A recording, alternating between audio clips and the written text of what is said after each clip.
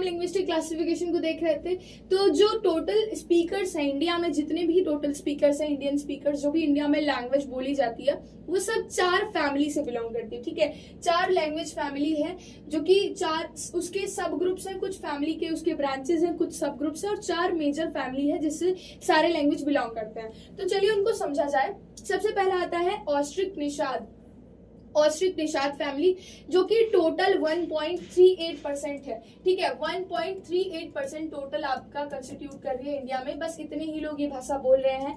इसमें सब फैमिली में आ जाएगा ऑस्ट्रो एशियाटिक एंड ऑस्ट्रोनेशियन। ठीक है, ये 2 फैमिली आ जाएगी। ऑस्ट्रो एशियाटिक में मोन खेमे और मुंडा लैंग्वेज बोली जाती है। ठीक है, और ये कहाँ बोली जाती है? तो ये मेघालय में और निकोबार के आइलैंड में बोली जाती है, मोन खेमे। और मुंडा जो लैंग्वेज है वो वेस्ट बंगाल, बिहार, ओडिशा, असम, मध्य प्रदेश और महाराष्ट्र में बोली जाती है। ठीक है, इसके बाद ऑस्ट्रोनेशियन की बात करें तो ये इंडिया के बाहर बोली जाती है, आउटसाइड इंडिया। ठीक है, ये कुछ हमारे ये पहला ब्रांच था, पहली फैमिली थी, जो कि सिर्फ 1.38% लोग बोलते हैं। ठीक है, सेकेंड आता है द्रविडियन लैंग्वेज। आप सभी सुने होंगे द्रविडियन लैंग्वेज के बारे में। द्रविडियन लैंग्वेज, जिसको द्रविड़ा कहा जा रहा है वो 20% लोग बोल रहे हैं। 20% जो आबादी है भारत की, वो 20% द्रविडियन लैंग्वेज बोलती है।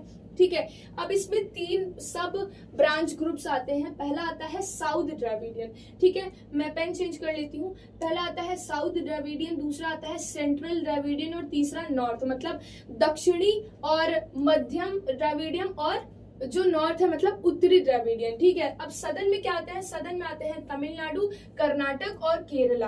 तमिलनाडु, जो आप एक मैप खोलिए, इंडिया का मैप आप सभी के पास होगा, खोल कर बैठना। इंडिया के मैप में तमिलनाडु कहाँ है मार्क करो, केरल कहाँ, कर्नाटक कहाँ है वो मार्क करो, और केरल कहाँ है वो मार्क करो। वो तीनों लैंग्वेज कहाँ बोली जा रही है? साउथ द्रविडियन में।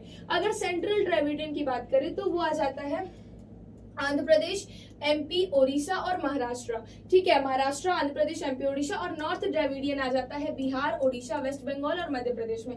इसके बाद थर्ड लैंग्वेज आता है साइनो तिब्बतन, जिसे किराता भी कहा जाता है। ये 0.85% इसको बोल रहे हैं लोग। ठीक है, इसमें आ जाता है पहला तिब्बतो म्यांमारी लैंग्वेज, फिर आता है सियामी चाइनीज लैंग्वेज। ये बस इतने ही लोग बोल रहे हैं, 0.85।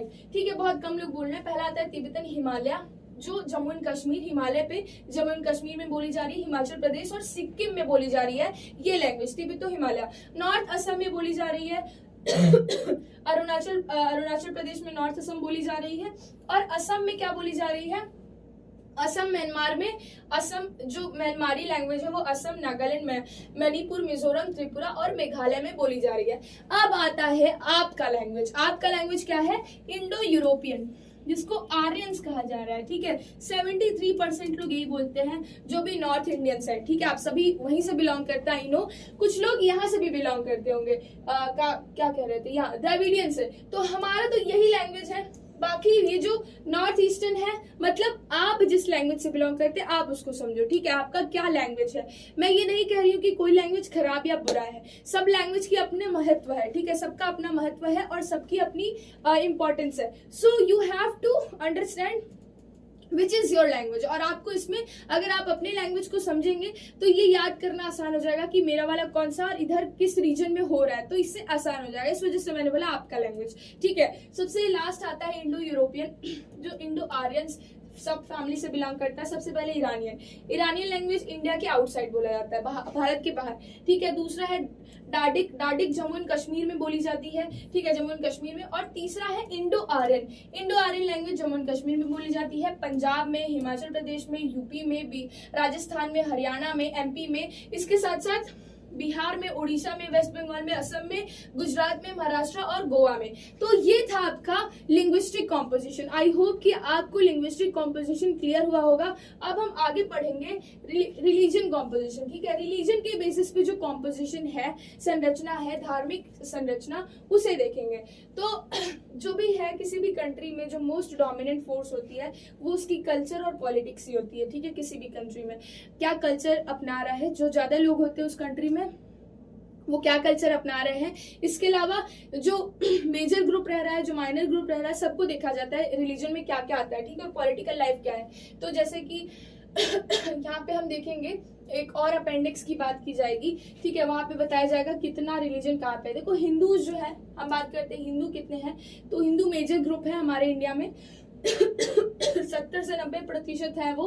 कुछ स्टेट्स में नहीं है, जैसे कि इंडो बांग्लादेश बॉर्डर पे इंडिया हिंदू नहीं है, इंडो पाकिस्तान बॉर्डर पे हिंदू नहीं है, जम्मू और कश्मीर में हिंदू नहीं है, नॉर्थ ईस्टर्न स्टेट्स में हिंदू नहीं है, ठीक है, वो सब स्कैटर्ड रीजन में डेक्कन प्लेट्यू के scattered in the scattered region areas of Deccan plateau and Ganga plate, वहां पे हिंदू नहीं है, ठीक है।